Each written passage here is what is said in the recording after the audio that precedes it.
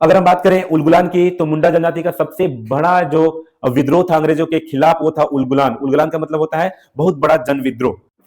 1895 में, अक्टूबर के 1895 में अंग्रेज ने भगवान बिरसा मुंडा को गिरफ्तार कर लिया, ये इल्जाम लगाकर कि ये जनता को, यानी समाज को, जनजातियों को अंग्रेज सरकार के विरुद्ध भड़का रही है।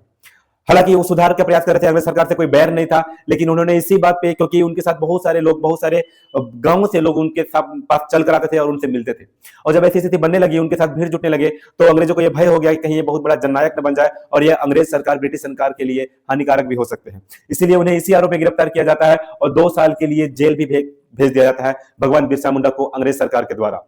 फिर 1897 में भगवान बिरसा मुंडा के को इस शर्त पे छोड़ा जाता है कि आप छूटने के बाद फिर तो कोई जन आंदोलन या फिर जन संकल्प नहीं करेंगे। लेकिन भगवान बिरसा मुंडा जेल से बाहर निकलने के बाद वैसी कोई बात नहीं मानते अंग्रेजों की, और वापस अंग्रेजों और जमींदारों के विरुद्ध महाजन विद्रोह शुरू करते हैं। क्योंकि जमींदार अंग्रेजों के समर्थन से बहुत ज्यादा कर वसूल करते हैं, किसानों को बहुत परेशान करते हैं, आम जनता को, तो उनको सुरक्षा और उनको सांत्वना देने के लिए उनके साथ खड़े होते हैं, और उनके साथ खड़े होकर अंग्रेजों और वहां के जमींदारों के विरुद्ध मोर्चा खोल देते हैं, एक जन विद्रोह कर देते हैं। भगवान बिरसा मुंडा की यही महाजन विद्रोह को उलगुलान की संज्ञा दी गई है, यानी उसी को उलगुलान कहा गया है। उलगुलान का मतलब बहुत बड़ा जन विद्रोह।